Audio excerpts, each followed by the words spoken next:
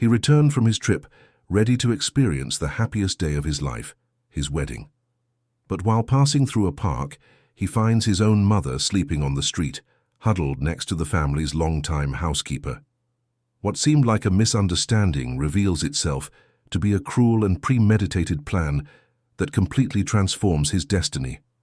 The ceremony is cancelled, and in its place, a story of justice, reparation, and silent courage is born. If this story interests you, don't forget to subscribe to our channel and tell us which city you are watching from. Let's continue. Morning arrived, slowly over Chicago, bringing with it that diffuse light known only to great metropolises. The sun struggled to pierce the layer of mist that still clung to the tallest skyscrapers, while traffic began its daily ritual of honking horns and hurried engines. Ryan adjusted the watch on his wrist and took a deep breath. After 3 months traveling between overseas offices, closing deals and expanding the company he had built with so much effort, he was finally back. And it wasn't just any return, it was his wedding day. The taxi traveled down Michigan Avenue with that characteristic sluggishness of city mornings.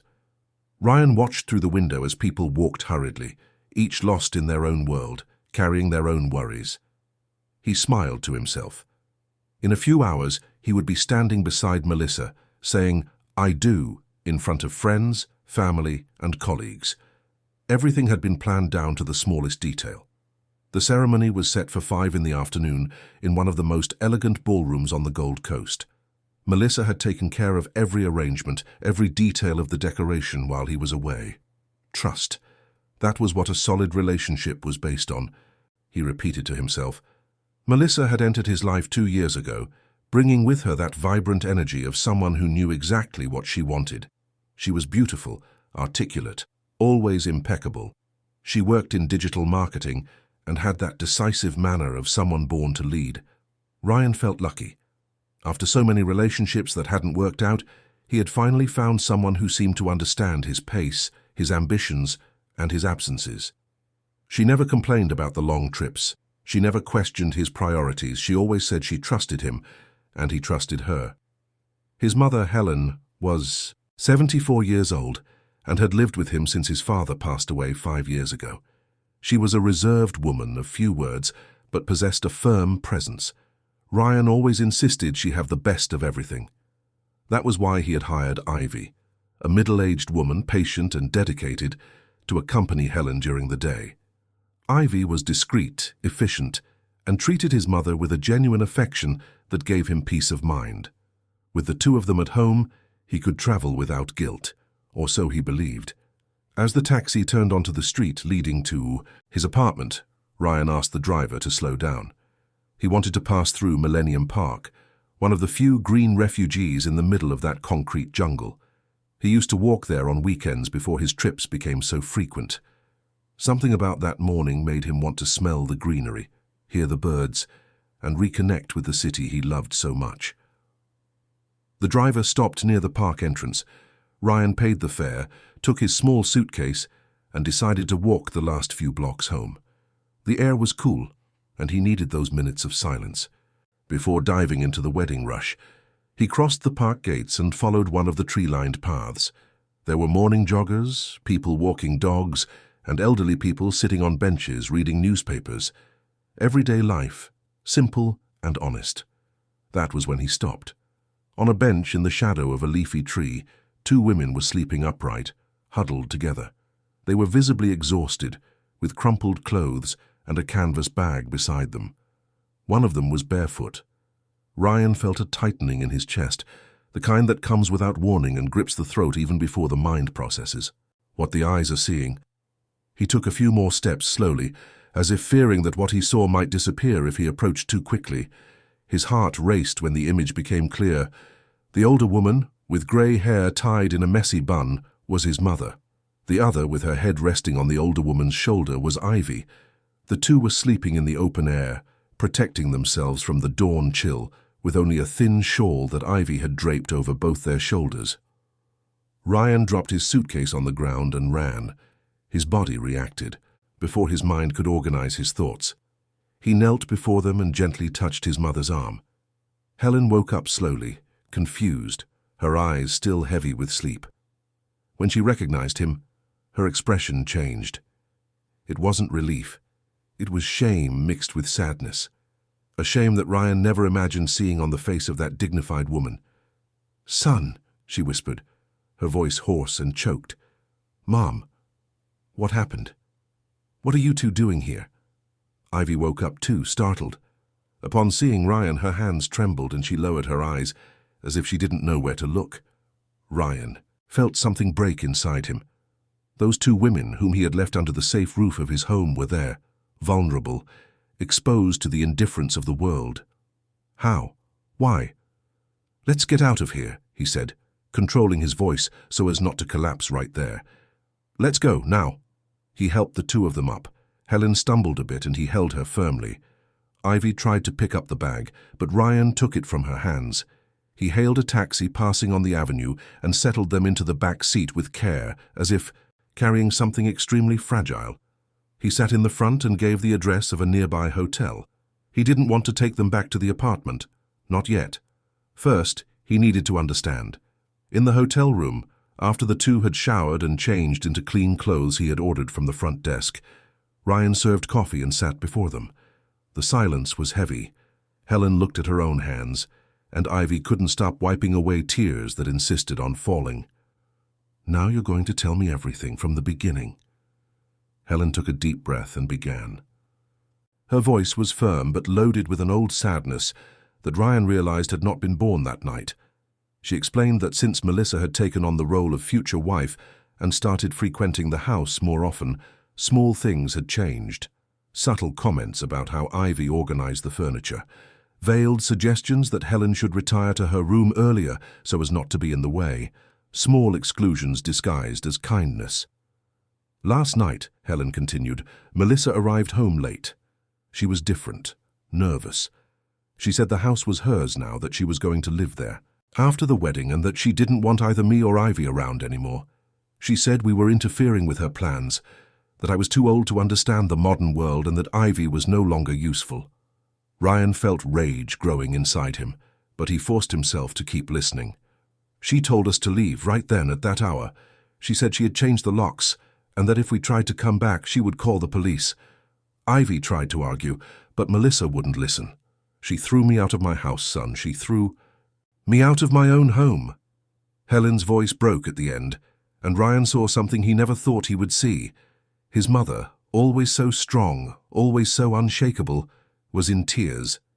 Ivy, who until then had remained silent, finally spoke. Her voice was low, almost a whisper. "There's one more thing, Mr. Ryan.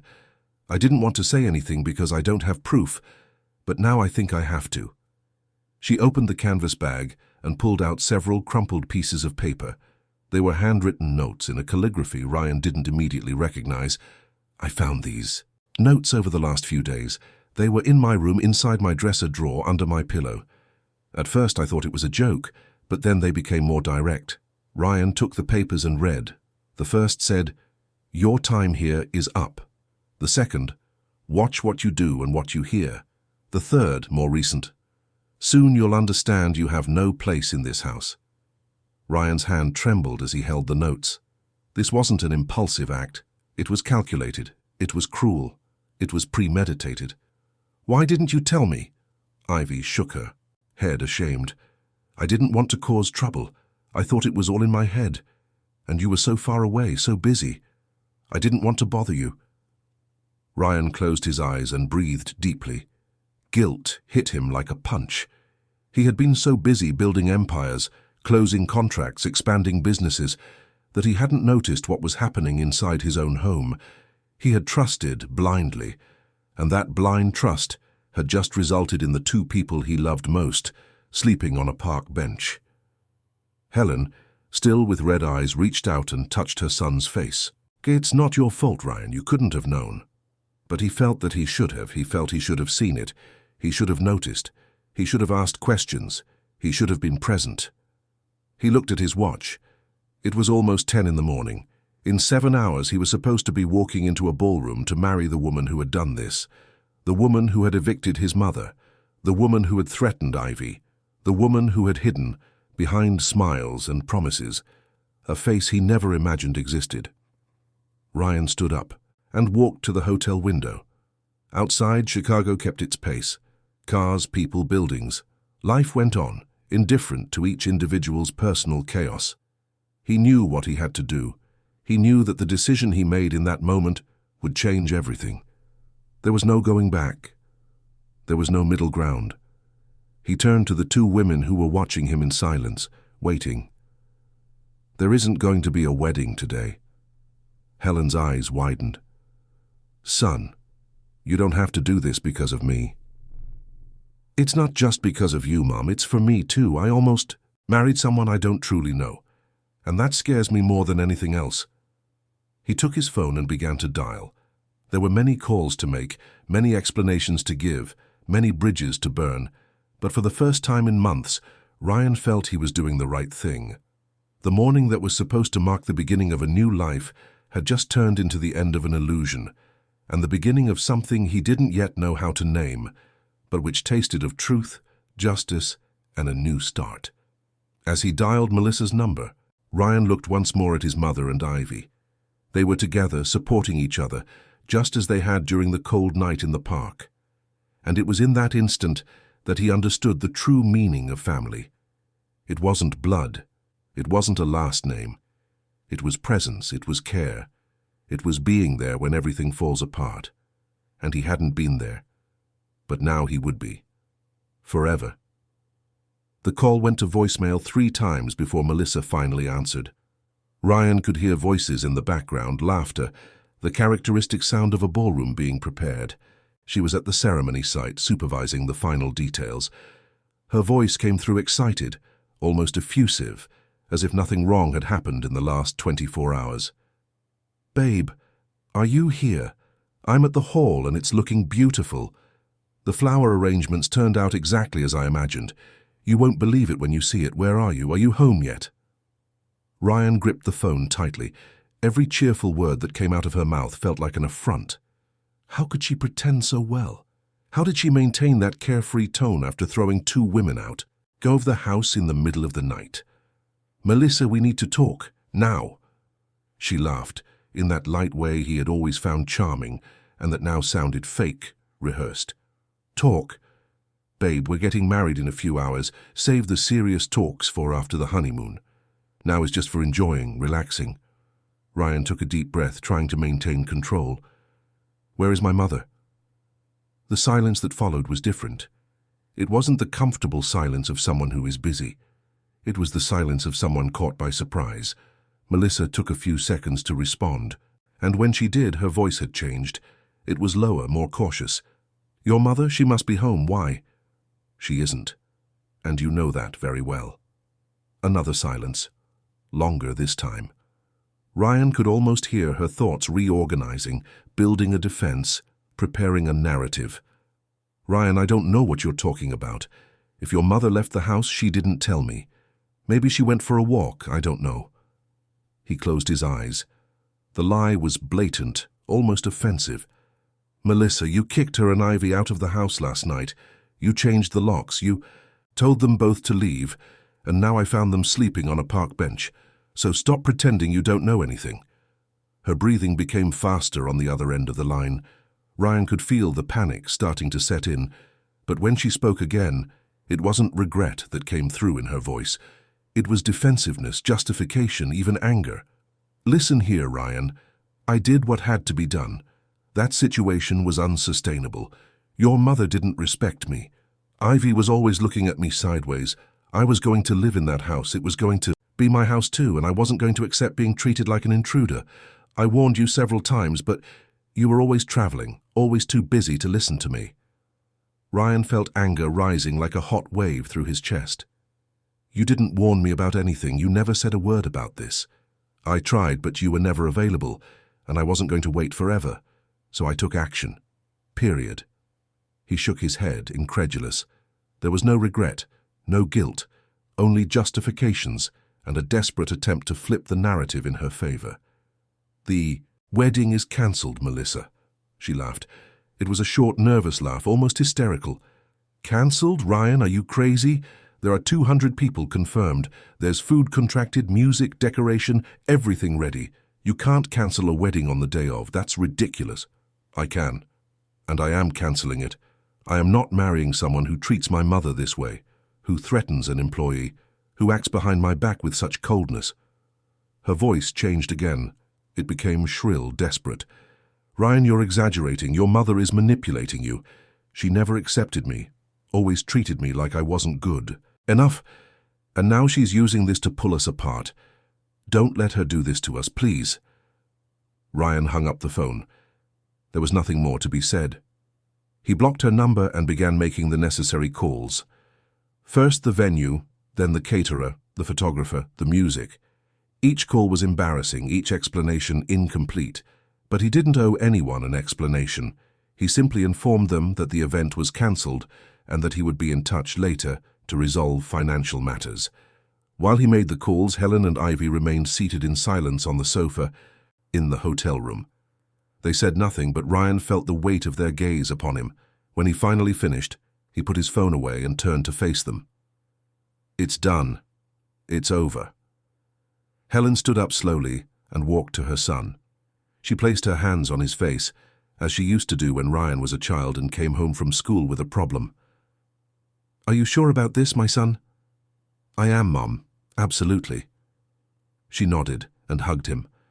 It was a long, silent hug, full of everything that didn't need to be said.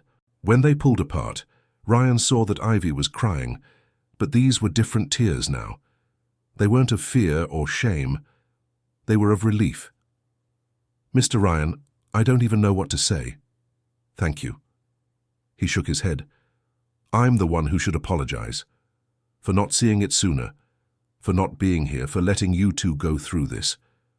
Ivy wiped her tears and smiled for the first time since he had found them in the park. You are here now.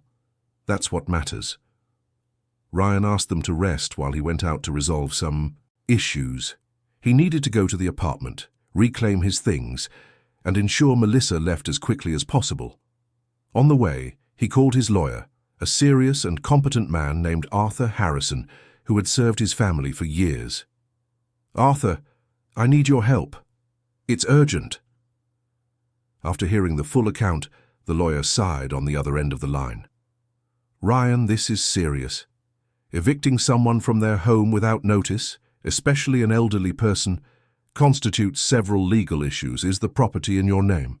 It is. Everything is in my name. She never officially lived. There she just frequented it. Then you have every right to demand she leave. I'll prepare a formal notice and go with you to the apartment. Don't do anything alone. Let's resolve this the right way. Ryan thanked him and arranged to meet the lawyer in front of the building.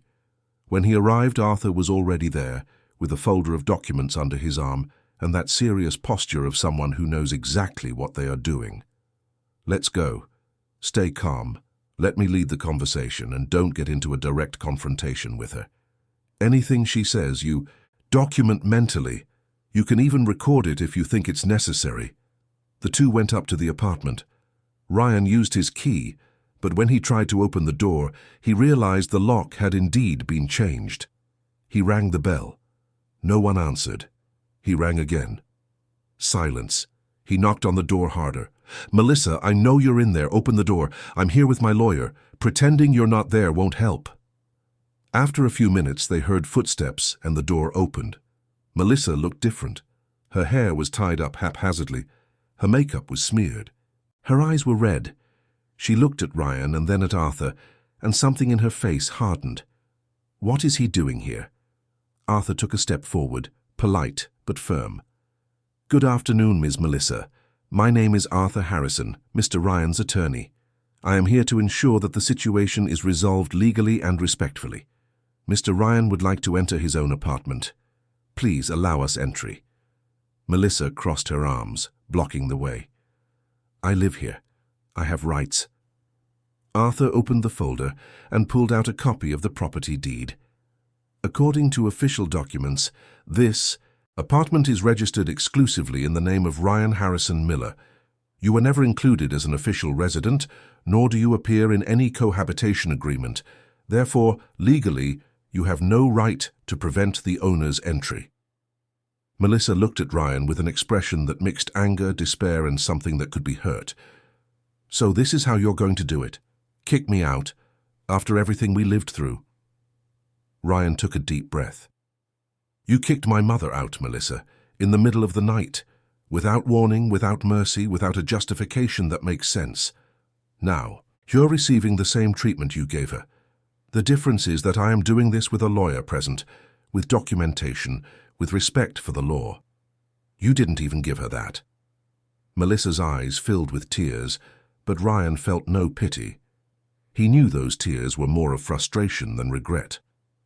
Arthur intervened again, maintaining his professional tone. "Ms. Melissa, you have 24 hours to remove your belongings from this property. Otherwise, we will take the appropriate legal measures.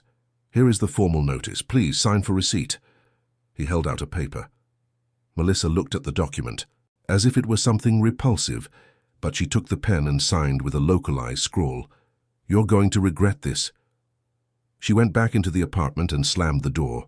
Ryan and Arthur stood there in the hallway. "Will she comply?" Arthur put the papers back in the folder.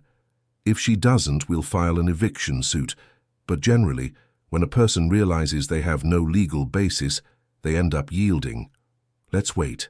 In the meantime, I suggest you and your mother stay at the hotel or find another temporary location. Don't force a coexistence that could escalate into something worse." Ryan agreed and went down with the lawyer. On the way back to the hotel, he passed Millennium Park again. The bench where he had found his mother and Ivy was still there, empty now, as if nothing had happened. But something had happened.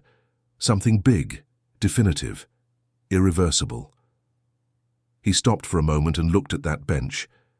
There, on that wood worn by time, 2 women had slept because they had nowhere to go. And he, who had always prided himself on being a man of control, planning and success, realized he had failed at the most important thing, being present, seeing, protecting. He sat on the bench just for an instant, trying to feel what they had felt, the dawn chill, the insecurity, the fear, the humiliation, and something inside him broke for good. It wasn't just anger, it was shame. Shame for having been so blind, so absent, so trusting in the wrong things. When he returned to the hotel, he found Helen reading a book and Ivy watching television. They looked up when he entered, waiting for news. "She has 24 hours to leave." Helen nodded without saying anything, but Ryan saw, in her eyes, something he had never seen before. It wasn't relief, it wasn't victory, it was sadness, a deep sadness for what all of that represented, for the broken dream, for the unmasked illusion, for the love that was never real. And it was in that moment, sitting in the chair of that impersonal hotel room, that Ryan understood that cancelling a wedding was easy. The hard part would be rebuilding the trust he had lost. Not the trust Melissa had broken, but the trust he had lost in himself for not having seen the truth that was right, before his eyes the whole time. The next 3 days passed like a dense fog that Ryan traversed without being able to see the path completely. Melissa removed her things from the apartment on the afternoon of the stipulated deadline, without saying a word, without looking back. She left the keys on the living room table and left accompanied by 2 friends who helped her carry the suitcases. Ryan was not present. He preferred to avoid the final confrontation. Arthur stayed at the apartment to ensure everything occurred in a civilized manner and to document her departure. When the lawyer called informing him that everything was resolved, Ryan felt a strange relief, mixed with a void he didn't expect to feel. Helen and Ivy moved back home the next day. Ryan hired a locksmith to change all the locks again, installed security cameras at the entrance, and took precautions he should have taken a long time ago. But more than physical changes in the apartment, he knew he needed to change himself. He needed to be present. He needed to listen. He needed to see what was right in front of him. On the first night back to the routine, the 3 of them had dinner together in the dining room. It was something simple: pot roast, mashed potatoes, and greens that Ivy had prepared with that care that transformed food into affection. Helen ate in silence, looking from time to time at her son with an expression Ryan couldn't completely decipher. There was relief but also concern. She knew her son too well not to notice that he was struggling internally with something larger than the simple end of a relationship. "Mom, I'm sorry," Ryan said suddenly, putting his fork down on his plate. Helen raised her eyes, surprised. "Sorry? For what, son?" "For not seeing, for not being here. For trusting blindly and letting you go through this. I should have noticed. I should have asked questions. I should have paid attention." She reached across the table and held her son's hand. "Ryan, you're not a psychic." She hid what she was well. "And I also didn't tell you everything that was happening because I didn't want to worry you. You were working so hard, closing important deals. I thought I could handle it alone. But you shouldn't have had to handle it alone. I'm your son. My responsibility is to take care of you." Ivy, who had been quiet until then, cleared her throat. "Mr. Ryan, may I say something?" "Of course, Ivy. Always." She took a deep breath, as if gathering courage. "You aren't to blame for anything. Ms. Melissa was very clever. She only showed her bad side when you weren't around. In front of you, she was one person. Alone with us, she was someone else entirely. There were days she looked at me with a contempt that was frightening. She made comments about my clothes, about the way I talked, about how I cleaned the house. But always disguised, you know? Always as if it were a joke, and I was afraid to speak up because I thought no one would believe me. After all, who was I? Just the help." Ryan felt his heart tighten. "You aren't just the help, Ivy. You're part of this family, and I should have made that clear from the beginning." Ivy smiled, and Ryan realized how rare that smile was. How many times had he really talked to her? How many times had he asked how she was, if she needed anything, if she was being treated? Well, the truth hurt. He had been an absent boss, trusting that his good intentions and a steady paycheck were enough, but care went far beyond that. After dinner, while Ivy washed the dishes and Helen watched a soap opera in the living room, Ryan went to his mother's room. He knew she kept a diary. He had always known, since he was a child. He saw his mother writing in bound notebooks, recording thoughts, moments, reflections. He had never read any of them, respecting her privacy. But now, after everything that had happened, he felt he needed to better understand what his mother had lived through in recent months. He knocked on the bedroom door. Helen was sitting on the bed with a notebook in her lap. "Come in, son." Ryan entered and sat beside her. He looked at the notebook and recognized his mother's careful handwriting. "Is that the diary?" She nodded. "I was rereading some things. It's good to organize thoughts, to put out what's trapped inside." He hesitated but decided to ask, "Can I read it?" Helen looked at her son for a long moment. Then she held out the notebook. "You can. I think you need to read it." Ryan took the diary carefully, as if holding something fragile and precious. He opened to the first page and began to read.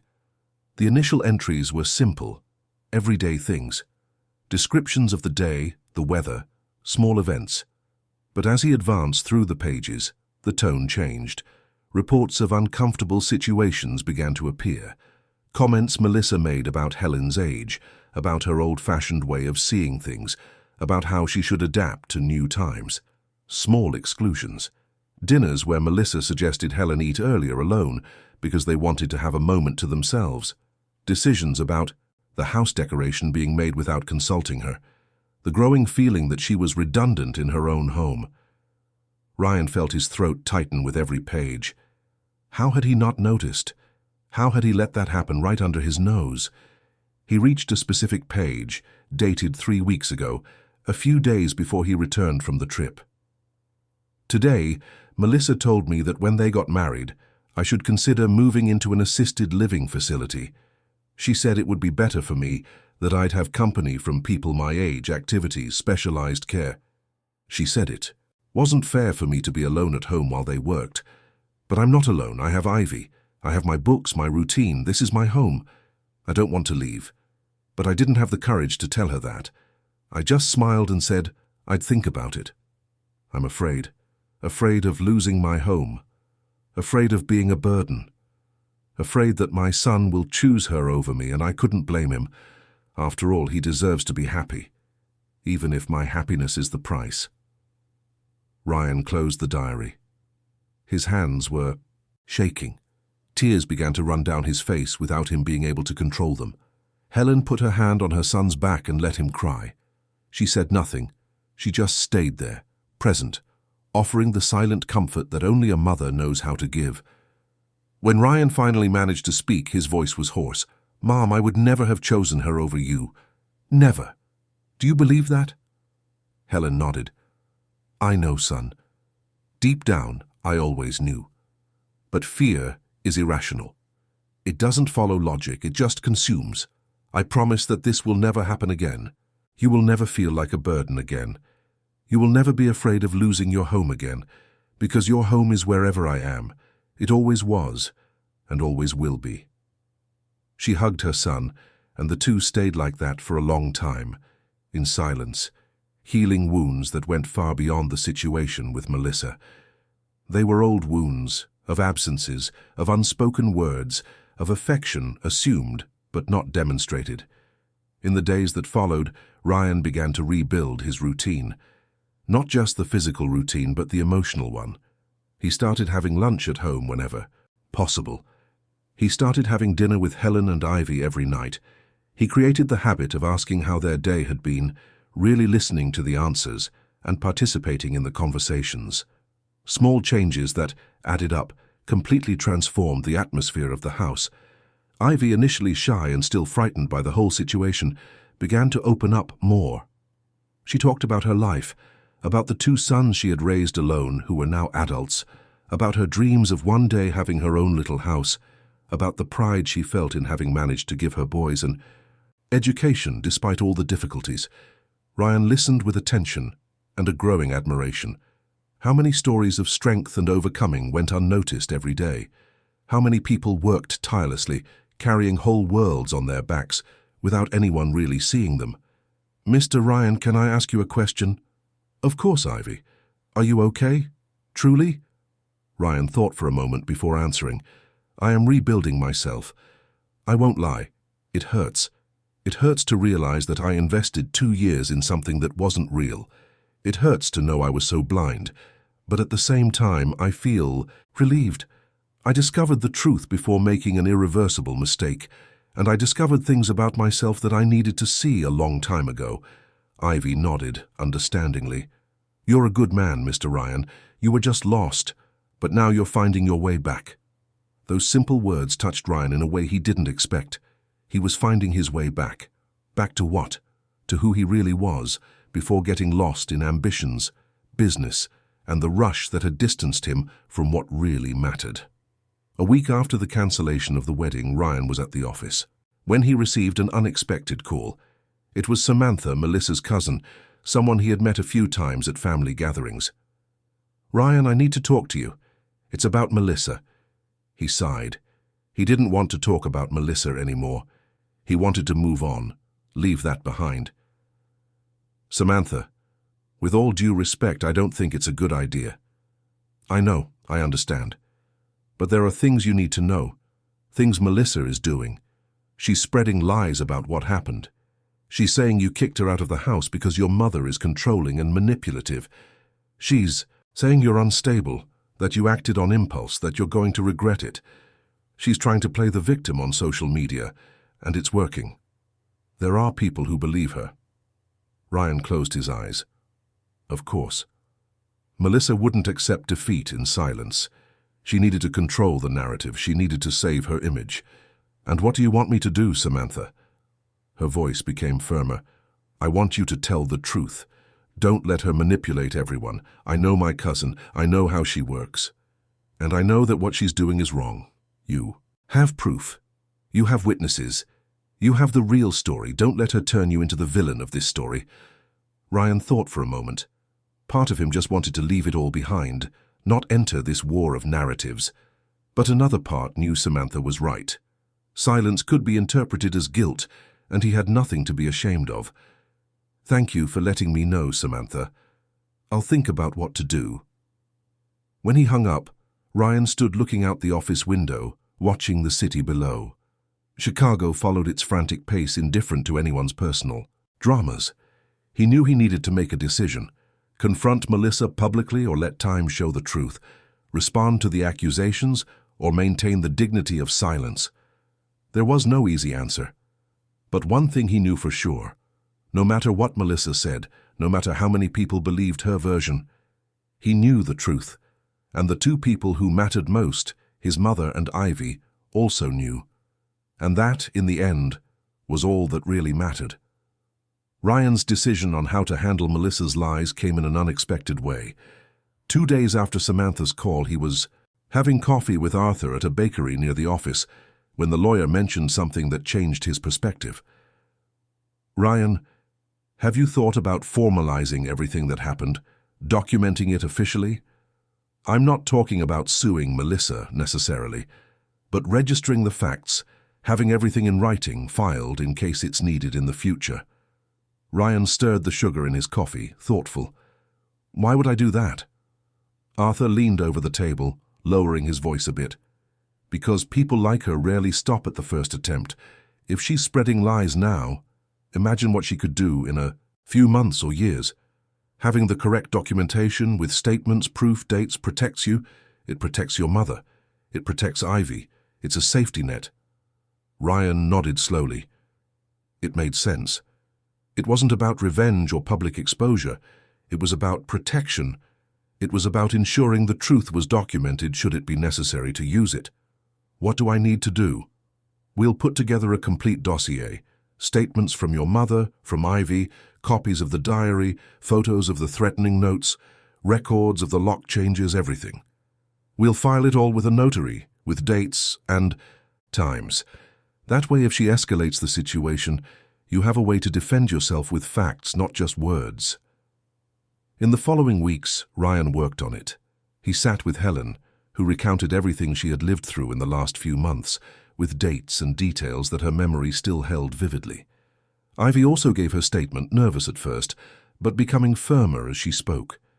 Ryan photographed the notes Ivy had kept, scanned relevant pages from his mother's diary, and gathered text messages Melissa had sent during his trips, where it was clear how she talked about Helen and Ivy when she thought no one else would see. It was a painful process. Every piece of evidence collected was a reminder of his own blindness. But it was also liberating. The truth was there, documented, irrefutable. It wasn't just words in the wind. They were facts. Meanwhile, Melissa continued her campaign on social media. Vague posts about betrayal, about being used and discarded, about families that destroy relationships, about weak men who can't stand up against controlling mothers. Nothing was said directly, but anyone who knew the situation understood who she was talking about. The comments on her posts were a mix of support from close friends and people questioning the one-sided version she presented. Ryan read some of these posts, not because he wanted to, but because well-meaning friends sent concerned screenshots. Every time he saw them, he felt a mix of anger and pity. Anger at the manipulation, pity at realizing how desperate Melissa was to control a narrative that had already escaped her hands. Then something happened that Ryan didn't expect. An article in a local blog about abusive relationships used the story of the cancelled wedding, without naming names, as an example of emotional manipulation and psychological abuse against the elderly. Someone, probably Samantha or another person close to the situation, had told the story to the journalist responsible for the blog. The article was careful. It didn't point fingers, but it described with precision what had happened, including the threatening notes, the nighttime eviction, the elderly woman's diary. Everything. The impact was immediate. The article went viral in discussion groups about elderly rights, domestic work, and relationship boundaries. People began sharing their own similar stories. The case gained a name on the networks. Not the real name, but a symbolic nickname that spread quickly. The ceremony that didn't happen. It became a symbol of resistance against silent abuses that happen inside the home, far from the world's eyes.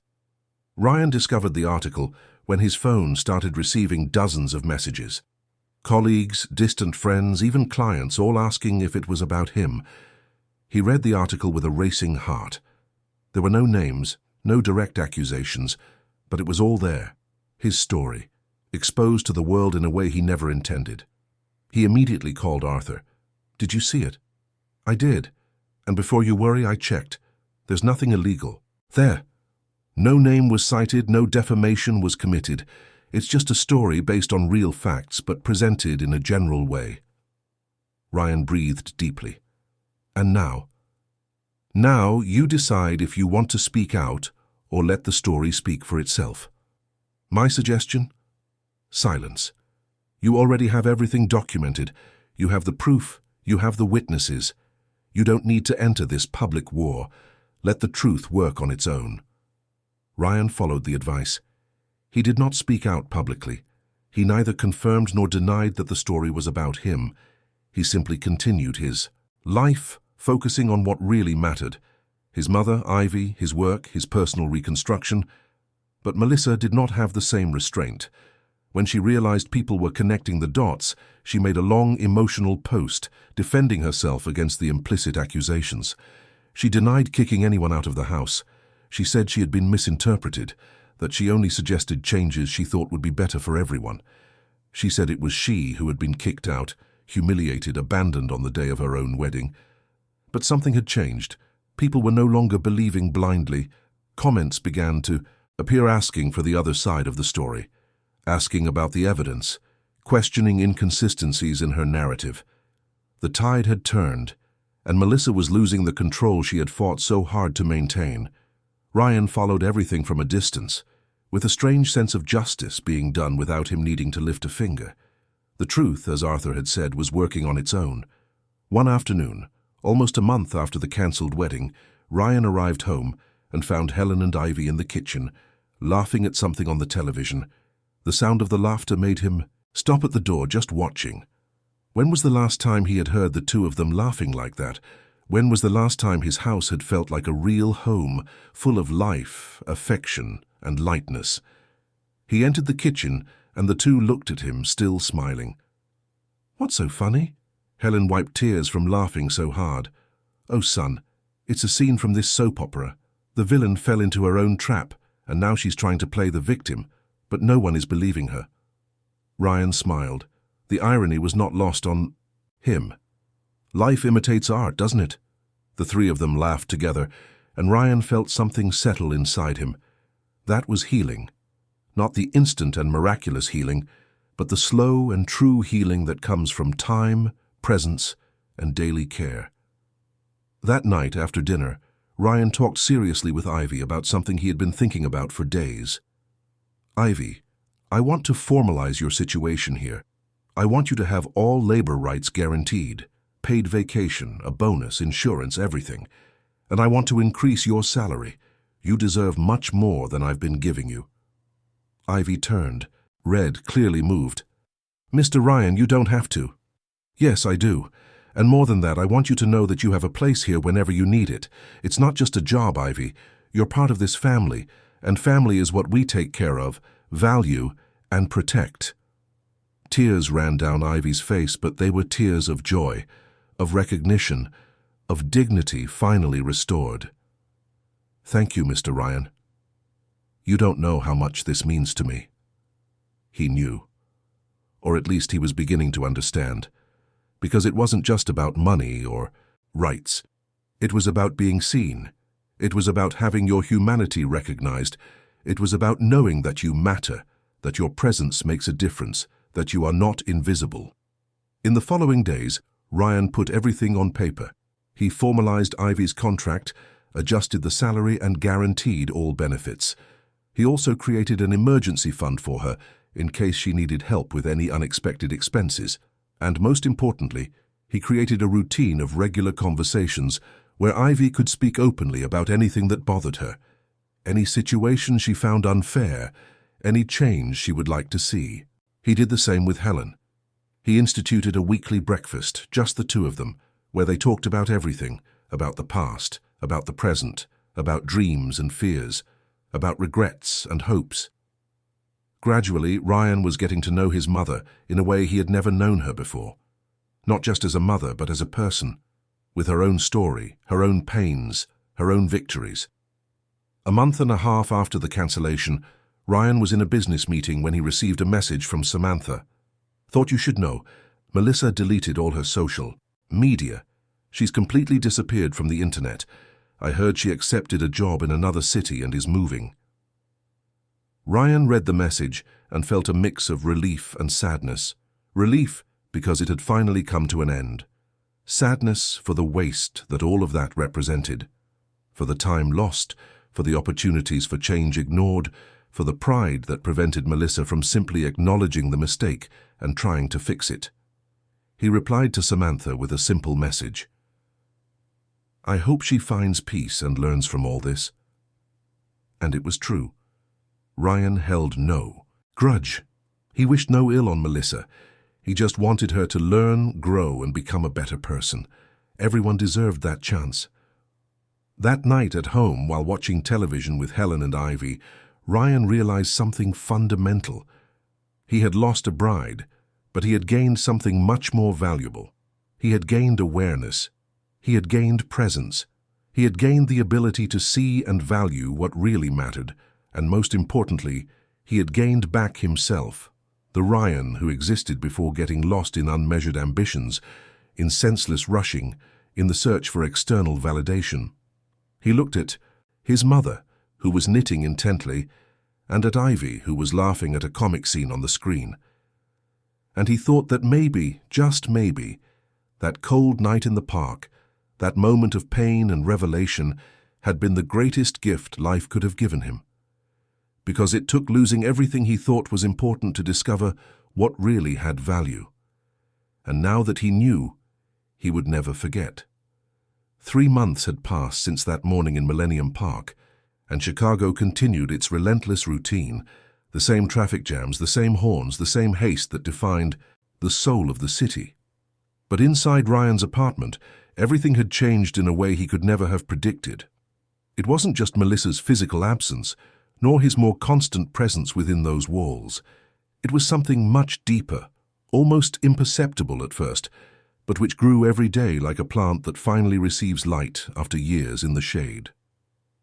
Ryan woke up before the alarm now, not out of anxiety or concern, but out of a genuine desire to be present.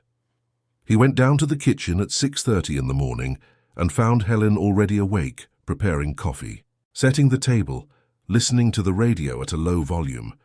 She had always been an early riser, but now there was a lightness in her movements that hadn't existed before, as if an invisible weight had been lifted from her shoulders. "Good morning, Mum." "Good morning, son. Did you sleep well?" It was a simple ritual, but it meant everything. They sat together, drank coffee slowly, talked about the day that was beginning, about the news on the radio, about small things that previously went unnoticed. Ryan discovered that his mother had strong opinions on politics, that she liked modern poetry, that she feared aging not for the age itself but for the possibility of becoming invisible.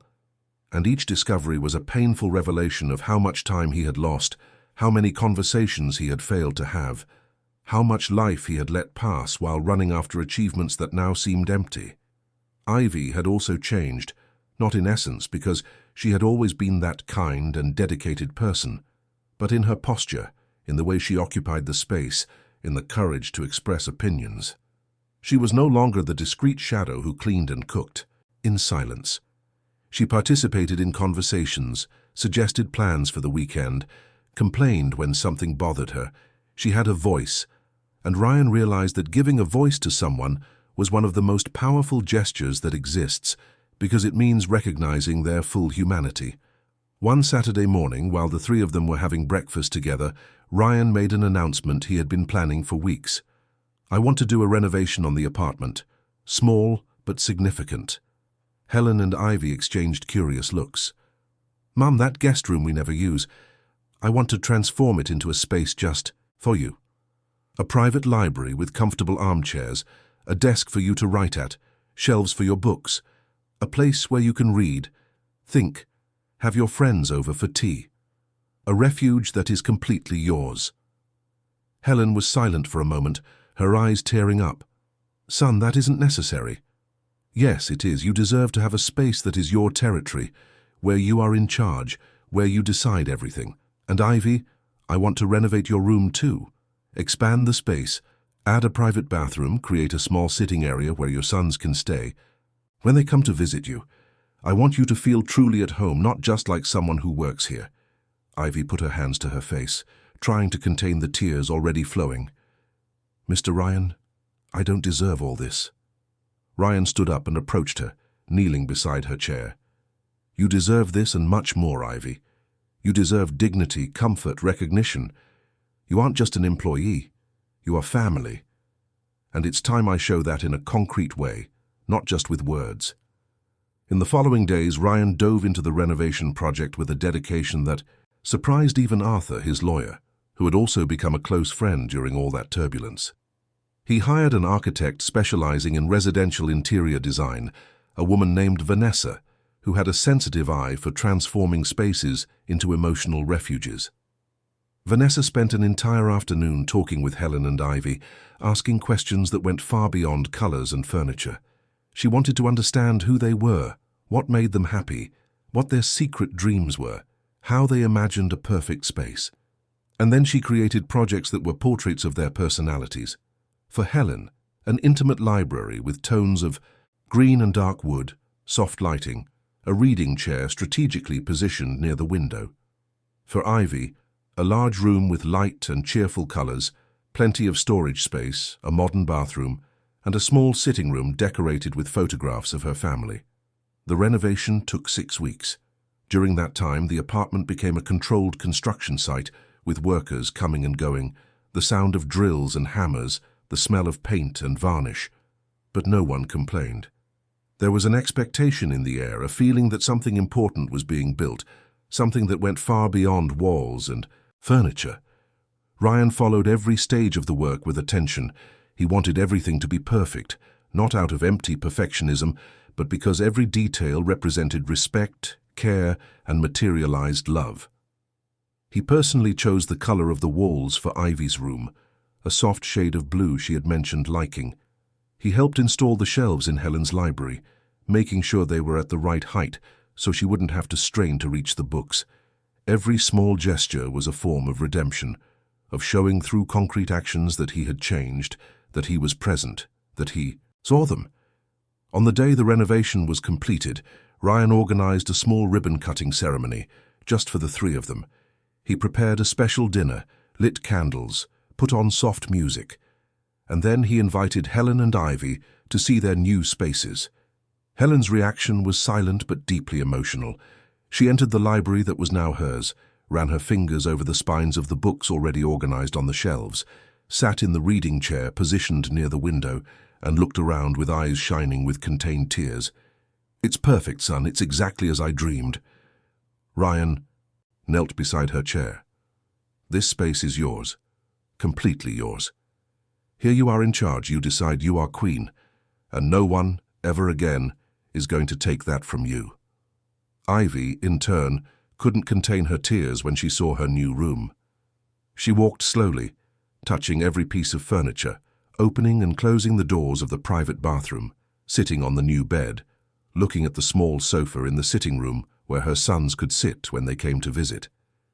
It was more than a room. It was dignity translated into square feet. It was recognition materialized in concrete and paint. "Mr. Ryan, I have no words. No one has ever done anything like this for me. No one has ever seen me this way." Ryan hugged Ivy, letting her cry on his shoulder. "You always deserved to be seen this way, Ivy, and I'm so sorry it took me so long to realize it." It was also during this period that Ryan began to rethink his own professional life. He continued running his company, but he realized he could delegate more, trust his team, and be less obsessed with control. He started working fewer hours, refusing unnecessary trips, and prioritizing moments at home. And surprisingly, the company didn't fall apart. On the contrary, it seemed to work better because he was making more balanced, less impulsive, more thoughtful decisions. In a meeting with his managers, Ryan did something he had never done before. He shared his story. He talked about the mistake he almost made, about the blindness that almost destroyed his family, about the lessons he had learned. Some were surprised, others moved, but everyone understood the message. Professional success without personal balance is a time bomb, and Ryan didn't want any member of his team to go through what he went through. He implemented changes in the company. Flexible hours for those with small children or elderly parents, paid leave for family care, clear policies against excessive overtime, and most importantly, he created a culture where talking about personal difficulties was not a sign of weakness but of humanity.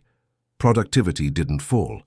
On the contrary, it increased, because people who feel cared for work better, with more focus, with more loyalty. One of his managers, a man named Andrew, sought Ryan out a few weeks after the changes. "Can I talk to you in private?" "Of course, Andrew, always." They sat in the empty meeting room. "I wanted to thank you for everything you implemented. My mother is sick. She has early-stage Alzheimer's, and I was killing myself trying to manage work and her care. I'd get home exhausted with no patience, fighting with my wife. I was collapsing. But now, with the flexible hours, I can take her to medical appointments, spend more time with her, without feeling guilty at work. You have no idea how much this has changed my life."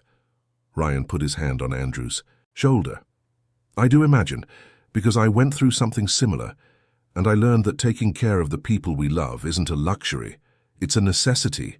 It's what keeps us human." That conversation confirmed for Ryan that he was on the right path, that the changes he had made in his personal life could and should extend to his professional life. That being a good leader meant taking care not only of results, but of the people who produced those results. One night, during dinner at home, Helen mentioned something that echoed in Ryan's mind for days. "You know, son, I was thinking about this whole situation, and I realized that maybe Melissa was the instrument of something greater. I'm not justifying what she did, not at all. But if none of this had happened, would you have changed? Would we have these conversations? Would this family be like this, truly united?" Ryan chewed slowly, thinking about the question. "Probably not. I was blind, Mom. Completely blind. Living on autopilot, thinking I was doing everything right just because I paid the bills and guaranteed material comfort.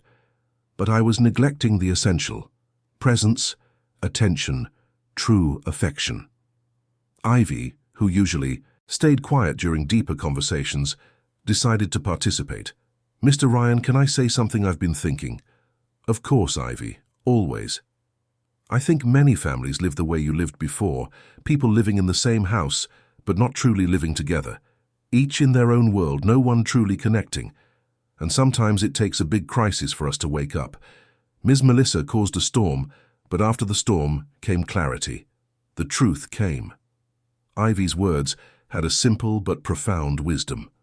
Ryan realized she was right. How many families lived exactly like that? Sharing roofs, but not lives, dividing spaces, but not existences? And how many people only woke up when it was already too late? That was when the idea was born. He was talking with Arthur one afternoon, having coffee at a neighborhood bakery, when the lawyer casually mentioned he was working on a case of an elderly woman who had been forcibly placed in a nursing home by her family, against her will, because the children wanted to keep her apartment. "Does that happen a lot?" Ryan asked. "More than you imagine. Seniors being pushed out of their own homes, domestic workers being exploited, psychological abuse happening silently. The worst part is that many of these people don't know they have rights, don't know where to seek help, and are afraid to report it. What if we created something to help these people?" Arthur stopped with his cup in the air. "What do you mean?" "A project, an organization. Something that offers legal guidance, psychological support, a safe space for people who are going through situations similar to what my mother went through. Something that gives a voice to those being silenced." Arthur put down his cup and leaned over the table. "Ryan, are you talking about starting a non-profit?" "I am. I have resources, you have legal knowledge, we can put together a competent team. We can make a real difference." Excitement took hold of both of them. In the following weeks, Ryan dove into the project with an energy he hadn't felt in years. He researched, studied models of similar organizations, talked to experts in elderly law and labor rights, and mapped out the main needs. And then he began to build the structure of what would be called the Anchor Network. He rented a small but welcoming commercial space in downtown Chicago, near the subway, to facilitate access. He hired 2 lawyers specialized in family law, a psychologist with experience in trauma and abuse, a social worker, and 2 receptionists. He set up a toll-free hotline for assistance and created a simple but informative website. Everything was funded with his own resources, without depending on donations or external financing, at least in the beginning. The inauguration was discreet. Just a small ceremony with the hired team, Arthur, Helen, Ivy, and a few close friends. Ryan gave a brief emotional speech. This project is born from a personal pain that transformed into a purpose. It is born from the shame of not having seen what was happening in my own home. It is born from the desire to transform error into learning, blindness into vision, absence into presence. The Anchor Network exists to give a voice to those being silenced, to offer dignity to those being humiliated, to show that no one is alone, that no one needs to sleep on a park bench because they were kicked out of their own home, that no one needs to accept abuse as normality. The impact was immediate. In the first week, they received 43 calls, desperate people, telling stories of silent suffering, asking for help, seeking guidance. Ryan couldn't attend to everyone personally, but he spent at least 3 afternoons a week at the space, talking to those who arrived, listening to accounts, offering comfort. Every story he heard was like looking into a distorted mirror. Mothers being treated as dead weight by their children, domestic workers being exploited, working 16 hours a day without time off, without dignity, seniors having their savings stolen by family members, psychological abuses masked as care, and Ryan realized his story was not an exception. It was just one among thousands. 1 month after the inauguration of the Anchor Network, Ryan was in his office reviewing some cases when the receptionist called his room. "Mr. Ryan, there is a person here asking to speak with you. She said it's personal. Her name is Melissa." Ryan's heart skipped a beat. Melissa. After 4 months without any contact, she was there. For a moment he thought about refusing the meeting, but something inside him, perhaps curiosity, perhaps the need for closure, made him say yes. "You can send her in." The door opened and Melissa entered. Ryan almost didn't recognize her. Her hair was shorter, dyed a natural color. She wore simple clothes with no visible brands, none of the designer pieces she used to flaunt. She was thinner, with deep, dark circles under her eyes, but there was something different in her gaze. It wasn't the arrogance from before. It was something that seemed to be humility mixed with shame. "Hi, Ryan." "Hi, Melissa. Sit down, please." She sat in the chair across from his desk, her trembling hands clutching a small purse. "I know you didn't expect to see me, and I understand if you want me to leave, but I needed to come here. I needed to talk to you." Ryan just nodded, waiting. "After everything happened, I collapsed. Completely. I lost friends, I lost credibility, I lost the image I had built. At first, I blamed you, I blamed your mother, I blamed the whole world. But there was a voice inside me, small but insistent, saying that the problem was me. So I went to the countryside, to an aunt's house in Springfield. I took a simple job in a clothing store, and I started therapy twice a week, every week." She paused, taking a deep breath. "And it was horrible, Ryan, looking in the mirror for real, without filters, without excuses, recognizing that I have a destructive pattern, that I've always been controlling, manipulative, that I always needed to be the center of everything, that anyone I saw as a threat I eliminated, not physically but emotionally, isolating, humiliating, excluding. And I did that my whole life without realizing it, or worse, realizing it and pretending it was normal." Ryan listened in silence. Part of him still felt anger, still remembered his mother sleeping on that bench. But another part, the part that had grown in these months, felt compassion, because he understood that no one is born cruel. Cruelty is built, layer by layer, wound by wound. "Why did you come here, Melissa?" "Because when I heard about your project, the Anchor Network, I understood that you transformed that pain into something good. And I want to do the same. I'm not asking for forgiveness, because I know it would be unfair of me to expect that. But I want you to know that I'm trying to change, that I recognize what I did, that I am sorry genuinely." Ryan stood up and walked to the window, looking at the city below. "Melissa, I don't know if I can forgive you right now. That's going to take time, maybe years. Maybe it will never happen completely. But I recognize your courage in coming here, in taking responsibility, in seeking help. And I hope you continue on this path for yourself, not for me." She nodded, wiping away silent tears. "Can I ask you a favor?" "Depends." "Give your mother a hug for me, and tell Ivy that I apologize. They don't have to forgive me, but they need to know that I recognize the harm I caused." Ryan turned to face her. "I'll pass the message along." Melissa stood up to leave. At the door, she turned one last time. "What you're doing here, with this project, is beautiful. And I think deep down, you were always this person. You were just lost, like I was too. The difference is that you found the way back. I'm still looking." And then she left, leaving Ryan alone with his thoughts. That night, during dinner, he told Helen and Ivy about Melissa's visit. The two listened in silence until the end. "And how did you feel?" Helen asked. "Confused, sad, but also strangely hopeful. Hopeful that people can change even when it seems impossible." Ivy shook her head slowly. "I don't know if I can forgive her, Mr. Ryan, but I hope she finds peace, because only those who are at peace with themselves stop causing harm to others." Ivy's words had a depth that touched Ryan profoundly. That was it. That was exactly it. It wasn't about forgiving out of moral obligation or greatness of spirit.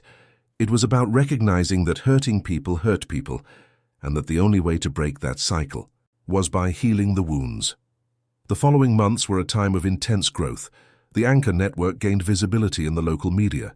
Journalists began covering stories of people who had been helped by the organization. An 82-year-old lady who recovered her home after her children tried to force her to sign a power of attorney. A domestic worker who managed to regularize her labor rights after 15 years of exploitation. An elderly man who found a temporary home after being kicked out of the house by his son-in-law. Each story was a victory, small perhaps, but significant. Ryan also began giving lectures.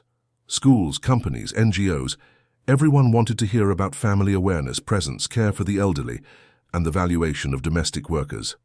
And at every lecture he told his story without hiding the mistakes, without softening the pain, without turning himself into a hero. Just a man who almost made the biggest mistake of his life, and who woke up in time. It was after one of these lectures, in a packed university auditorium, that a young woman approached him. She must have been in her early 20s, her eyes misty. "My name is Carrie. My grandmother lives with us. And after hearing your story, I realized that my mother is doing exactly what that woman did to your mother. Small humiliations, exclusions, mean comments. And I had never noticed. Or worse, I noticed and pretended it was normal. But now I see it, and I'm going to change that." Ryan held the young woman's hand. "You are already changing it just by having noticed. Now be the voice your grandmother needs. Don't let her go through this alone."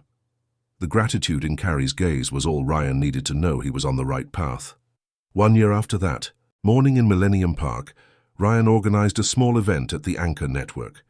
1 year of activities, more than 1,200 people served, hundreds of cases resolved, lives transformed.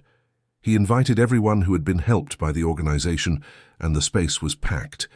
People of all ages, all social classes, all with a story of pain that had been transformed into a new beginning. During the event, Ryan asked for the floor. Beside him were Helen and Ivy, the two women who had been the catalyst for all that transformation. He looked at the audience, saw faces marked by suffering but also by hope, and felt that he finally understood the meaning of purpose. "A year ago, I found my mother and our employee Ivy sleeping on a park bench. They had been kicked out of the house by the woman I was going to marry. It was the worst and the best day of my life. The worst because I saw the result of my negligence, my absence, my blindness. The best because I woke up, and waking up hurts, but it is necessary." He paused, controlling his emotion. "Today, looking at all of you, I see that we are not alone. That shared pain transforms into collective strength, that together we can create a society where no senior is discarded, no worker is made invisible, no person is treated as less than they deserve." Every story I heard this past year taught me something. It taught me that empathy is not a passive feeling. It is an action. It is choosing to see, choosing to listen, choosing to make a difference. The applause was long, emotional, loaded with collective gratitude. People stood up, some hugged each other, others wiped away tears discreetly. It was a moment of celebration, but also of recognition that the struggle was just beginning, that there were still thousands of people needing help, thousands of stories waiting to be heard. After the official event, several people approached Ryan to talk individually. A lady with white hair and trembling hands gripped his arm firmly. "My name is Ruby. 6 months ago, my son put me in a nursing home against my will. He wanted to keep my apartment, but the Anchor Network helped me. They managed to reverse the situation, proved I had full mental capacity, and today I am back in my home. Thank you for existing. Thank you for not giving up on people like me." Ryan held her hands with affection. "Ms. Ruby, the one who did the hard work was you. We just showed the way. The courage was all yours." Another man, younger, also approached. He had tired but determined eyes. "I'm Frank. My wife was mistreating my mother for years. I didn't see it because I was always working. When I heard your story in a lecture, it was as if someone had turned on a light. I got home and really paid attention. I saw the small cruelties, the mean comments, the systematic exclusion. I confronted my wife, set boundaries. We are in couples therapy now, trying to rebuild the relationship in a healthy way. But with one thing clear, my mother has a guaranteed place in our family. Non-negotiable." Ryan shook Frank's hand firmly. "That is courage, Frank. It isn't easy confronting those we love, but sometimes it is necessary. And the fact that you two are in therapy shows there is hope for real change." When he returned home that night, he found Helen in her private library, reading a book of poetry by the soft light of the desk lamp he had chosen especially for her. She looked up and smiled, that serene smile of someone who has finally found their place in the world. "How was the event?" "Beautiful, Mom. Emotional. Transforming. Every person who talked to me had a story of overcoming, and all of them reminded me of how much we managed to build together." She closed the book carefully, marking the page with a handmade bookmark Ivy had made for her. "Son, I want to tell you something. I've forgiven you. Completely. For not seeing before, for not being present as you should have been, for everything. Because you are here now. And more importantly, you have transformed. You didn't just come back, you evolved. You became a better man, more aware, more human. And that fills me with pride." Ryan felt the tears start to fall before he even realized it. He knelt beside the armchair where his mother was sitting and rested his head in her lap, as he did when he was a child and needed comfort. Helen ran her fingers through her son's hair in that universal maternal gesture that calms, heals, and reassures. "I was so afraid of losing you, Mum, so afraid that my absence had broken something irreparable between us. Nothing is broken, son. It is rebuilt. And what we rebuilt together is much stronger than what existed before, because now it is conscious, it is intentional, it is true." They stayed like that for long minutes in silence, letting affection speak louder than words. When Ryan finally stood up, his eyes were red, but his heart was lighter than it had been in years. Later, he found Ivy in the kitchen preparing tea for the three of them as had become tradition on Friday nights. She was humming softly a song he didn't recognize, but it sounded cheerful, hopeful. "Ivy, can I ask you a question?" She turned around, holding the still hot kettle. "Of course, Mr. Ryan. Always. Are you happy here? Truly? Because if there is anything I can do to improve your life, to make you more comfortable, more valued, I want to know." She put down the kettle and walked to him, her eyes shining with sincere emotion. "Mr. Ryan, I have never been so happy in my life. Because for the first time I feel seen. I feel valued. I feel loved. And that is priceless. You gave me much more than a beautiful room or a fair salary, although those are also important. You gave me dignity. You gave me a voice. You gave me the certainty that I matter. And there is no greater gift than that." Ryan hugged Ivy, a long, tight hug that said everything words could not express. When they pulled apart, both were smiling despite the tears. "And you know what's most incredible?" Ivy continued, pouring the tea into the cups. "My sons noticed the change in me. They said I'm more cheerful, more confident, more myself. And that made me realize how much I was faded before without even noticing.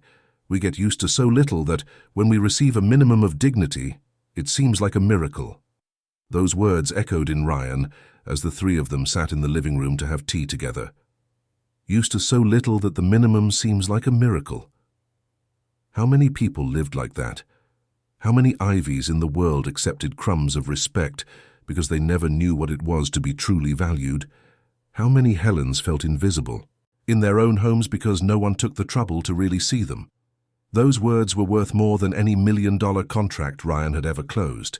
They were worth more than any professional recognition because they were the certificate that he had learned the most important lesson in life, that success is not measured in material achievements, but in human connections, in presence, in true love, in shared dignity. And as the three of them had tea together that night, talking about plans for the future, about dreams and hopes, Ryan realized that the ceremony that didn't happen had given way to something infinitely more precious, a life lived with intention, a family built on truth, a purpose that transformed individual pain into collective healing. Chicago continued out there, indifferent, chaotic, relentless. But inside that apartment there was peace, the peace that comes not from the absence of problems, but from the presence of true love. And that was the only revolution that really mattered, the silent revolution that happens when we choose to see, when we choose to stay, when we choose to truly love. The end of the story. Dear listeners, we hope the story of Ryan, Helen and Ivy has deeply touched your heart. If you were moved by this journey of reconstruction, love and justice, leave your like, subscribe to the channel, and tell us in the comments what marked you most in this story. Every day, we bring intense narratives like this one, which reveal the deepest side of the human soul and make us reflect on our own choices. We'll see you in the next episode with another story that will stir your emotions.